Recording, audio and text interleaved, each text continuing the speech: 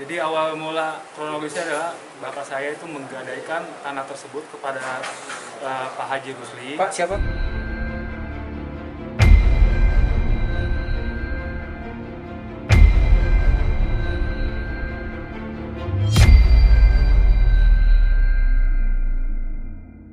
Siapa Pak? Maaf, Pak. Nama Bapak? Nama saya. Nama ayahnya. Oh, nama Pak Haji Idris. Tanah itu digadaikan kepada Pak Haji Rusli. Kemudian karena bapak saya tidak menebus tanah tersebut, kemudian Pak Rusli itu menjual tanah tersebut kepada Mat Solar dengan seharga 85 juta. Tahun berapa Pak? Tahun 2008. Dan kemudian selama kurun waktu 2008 sampai sekarang, Mat Solar itu tidak pernah mau membuat AJB. Kemudian tanah tersebut kena proyek jalan tol Cinere Serpong. Kemudian Mat Solar akhirnya bingung dan harus kemana karena dia tidak mempunyai data yang lengkap untuk mencarikan uang tersebut.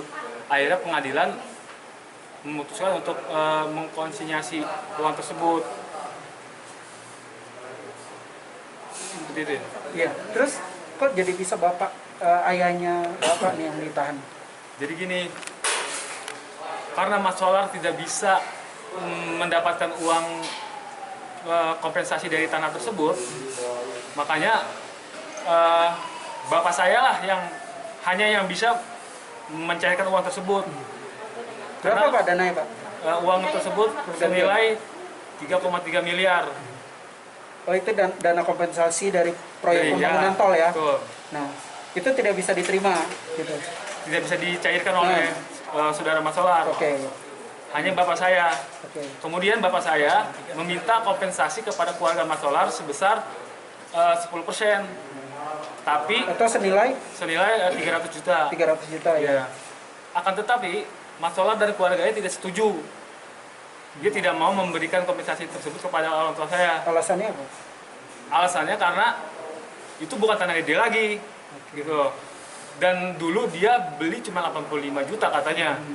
Kok kenapa minta kompensasinya 300 juta?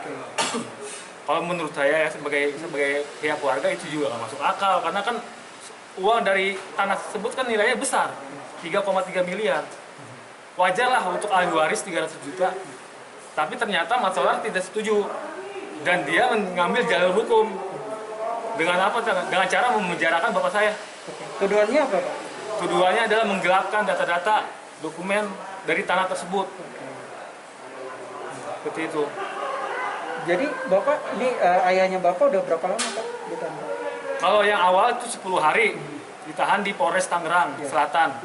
Nah yang kedua, bapak saya ditahan di Kejaksaan Tangerang Selatan selama hampir 2 bulan lebih. Oke, baik. Nah, berarti langsung ke kuasa hukum gimana Pak?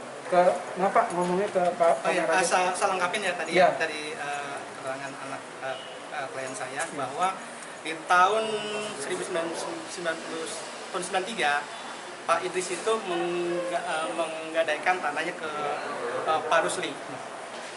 Oleh Pak Rusli yang pertama dijual di tahun 2008 ke Pak Mat Solar tadi.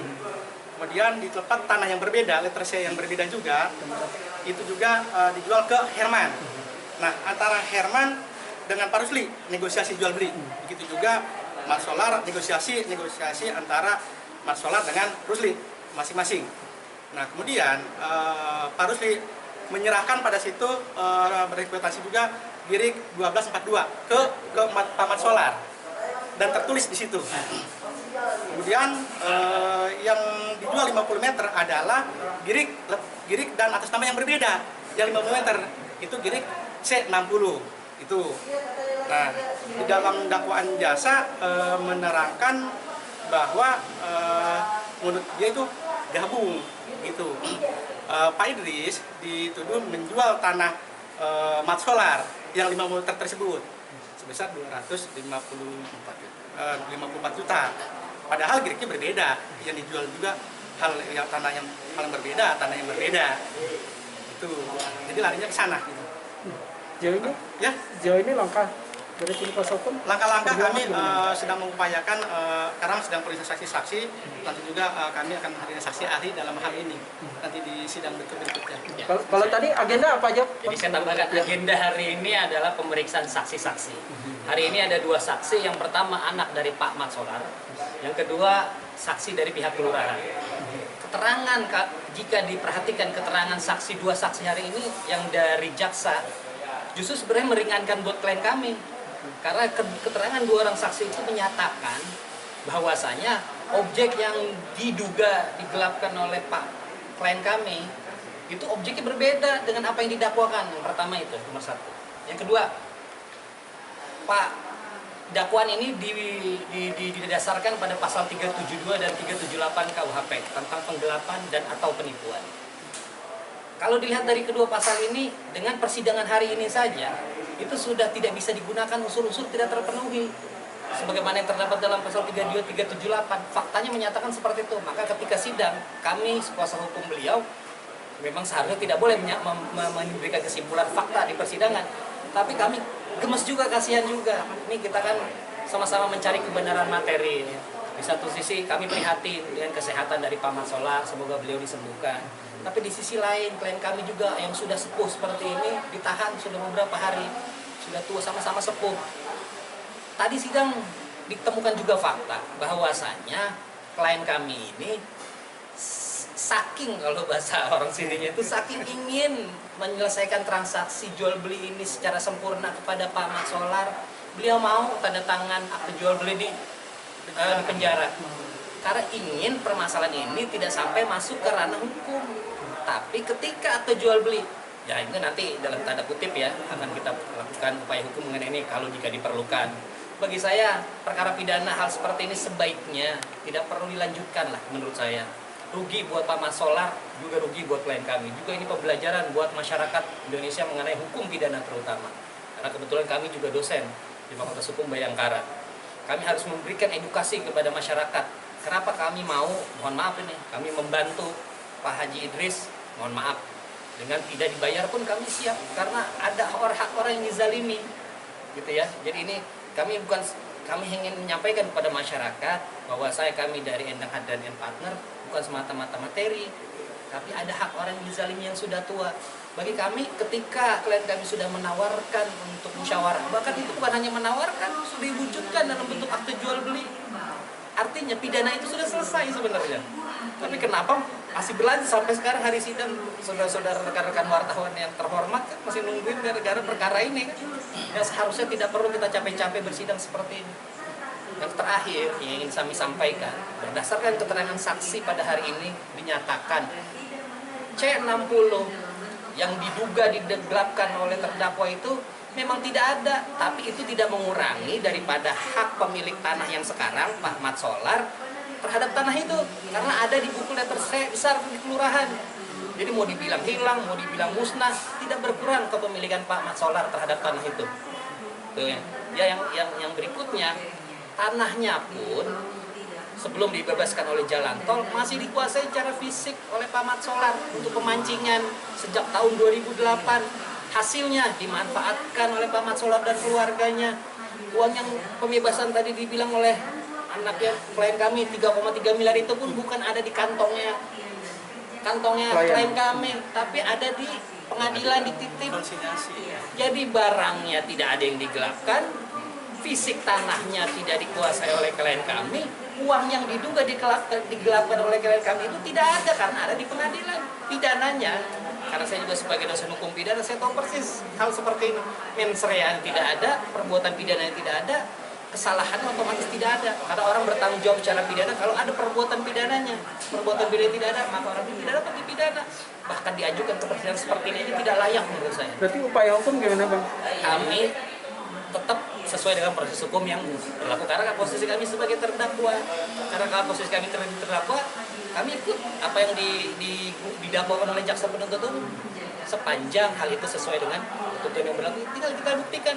Saya berharap, kami berharap hakim, majelis hakim yang mulia diberikan pemikiran, ketenangan hati, dijaga hatinya oleh Allah.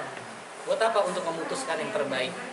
Terbaik untuk siapa? Bukan hanya untuk klien kami, tapi untuk seluruh pihak yang berperkara di ruang sidang. Oke, agenda sidang lanjutan dulu. Kapan?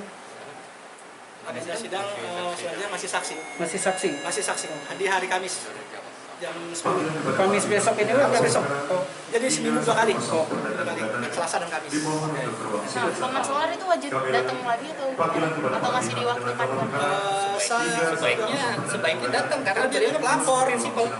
Dia saksi pelapor. Seharusnya jadi saksi. harusnya wajib hadir ya. Itu kewenangan daripada jaksa penuntut umum dan majelis hakim. Kami tidak boleh paksa itu. Nah, kalau Pak Idris ini kan udah jadi tahanan, tuntutannya berapa sih? Kalau di dakwaan 372 378 itu maksimal 4 tahun. Gitu ya. Jadi ada dua 4 tahun. Nah, itu kan tanda tangannya akte jual tanahnya kan di penjara itu kena hukum nggak? Kami tidak ingin mendahului proses hukum. Menurut kami bukan masalah melanggar hukum atau tidak. Justru kami mengambilnya yang paling positif saja lah. Saking klien kami ingin menyelesaikan transaksi jual beli ini, tidak ada niatan untuk menipu atau lagi menggelapkan. Itu menunjukkan klien kami bahkan di penjara pun, terlepas dari pertanyaan Mbak tadi melanggar hukum atau tidak, karena itu proses hukum nanti. Klien kami ingin melakukan itu. Untuk apa?